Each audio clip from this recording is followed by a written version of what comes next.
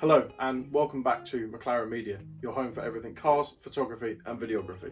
In this video I'm going to be showing you how you can adjust the preload setting on the 350z's upper strut bar that runs across the engine if, just like me, I've had to take it off, do some various engine works and then put it back. So basically all you're really going to need is an adjustable wrench, and let's get on with the video.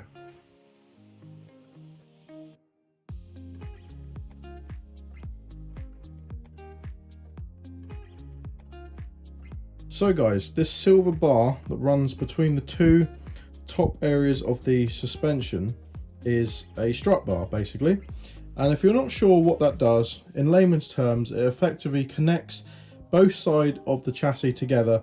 It just gives you a more predictable ride, more predictable cornering, and it just allows the suspension to work together rather than independently. There's also an anti-roll bar underneath the car. The rear has got a huge one as well, and there is also an anti-roll bar on the rear of the car, but for now we're going to be focusing on this front bar.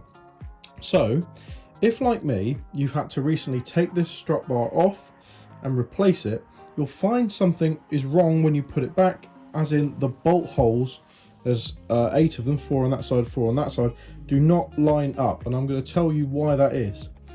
As you've taken it off, the car has relaxed, the metal has effectively gone back to its resting position. So basically what you're going to have to do is tell the car you want to marry it back up again, and you can do that by simply adjusting the preload settings on the strut bar here. Now what I love about the 350z is it's from factory got adjustable preload settings on its strut bar. Now not many cars allow that. I mean, not many cars come with a strut bar, but from what I know, not many standard cars have an adjustable strut bar setting, so this is actually quite handy. And what I'm going to show you is basically how you're going to adjust that preload to allow you to line the bolt holes back up. So the first thing I'm going to do is just slacken all the bolts off and show you that they won't line up if you undo them.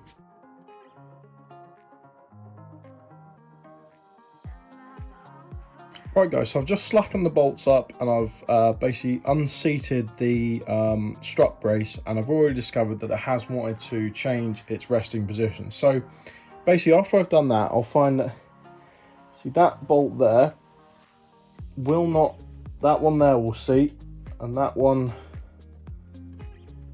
doesn't want to quite go in. So basically what that is the car has now effectively just relaxed itself. The metal has sort of bowed into its resting position, if you want to call it that, and we're now going to have to set the preload tension to allow the bolt holes to line up. So this is what you're going to need: your adjustable wrench. You could use the size you need spanner for these, but I have no idea what size it is, but let me show you what you're going to need to do. Right guys, so what you need to do is adjust your wrench to the size you need for these outer two nuts. Now these are your locking nuts. They basically control, you know, how much preload you set and to lock it in place. So what you want to do is you want to pull them towards the front of the car, and they should eventually start spinning. That's both outer nuts. Once they're free, you can just unroll them like that. Now what you want to do here, see that middle one, that is your preload tension setter. So effectively you can turn it either way. You can turn it sort of this way, and you'll feel the car sort of starting to sag a little bit, and you'll notice that the bolt holes, see that, they're starting to line up now. That's fine. Yeah, just make sure they all line up on both sides.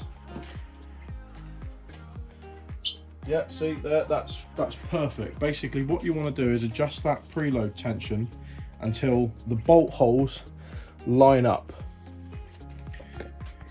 Right guys, so basically I've tightened all the bolts down now that I've de-slackened that, and I've moved it back and forward. So turning that inner nut there will allow the roll bar to move back and forwards like that, and it'll allow you to line the holes up. And trust me, it's so much easier than trying to force them in without sort of moving it around. But basically now, as part of the video, I'm going to talk to you about actually setting the preload tension on this bar.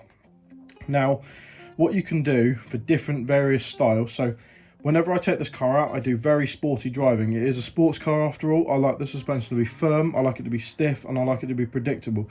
So what I'm going to want to do is make this strut bar as firm as I can possibly go, which means I'm going to need to turn the nut towards the back end of the car.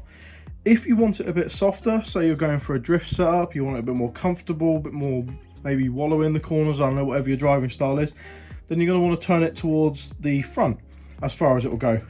If you just want to be middle of the road, which some people enjoy, you know, a good sort of balanced setup, then leaving it sort of between the two is perfectly viable. But for me, I want to make it as stiff as possible, so I'm going to turn it a few clicks round to the rear of the car, and what you'll feel eventually is it will not want to go any further. You'll feel it really firm up, just like about there. And then once you've done that, you simply want to adjust these, screw them back into place until they touch the ends of the strut. So you just want to tighten them down. And there we are, guys. That is the preload tension set for the strut bar. It's as simple as that. So there we go, guys. That's basically it. It's a really, really easy thing to do. It's not the most difficult thing, and you really only need an adjustable wrench. Sorry if I haven't really explained how it works, how the preload settings work and that very well. I'm not a suspension and geometry sort of engineering person, so I don't really know the ins and outs of what it actually does to a car, but I do know for a fact that making it stiffer will make that bar more rigid. It will hold together a bit better in the corner. Like I said, if you go for a drift setup, you usually find the drifters completely remove the front anti-roll bars altogether to make the car as wallowy as possible. But apart from that, it's a really simple thing to do, especially if you've taken that off, because I've needed to find this out, because if you do take that strut bar off, it's extremely hard to get it back on, especially after like 6 months of that being off like I have. The metal has it's a bow and sag, so basically being able to tighten all that down and line it up properly is much more beneficial.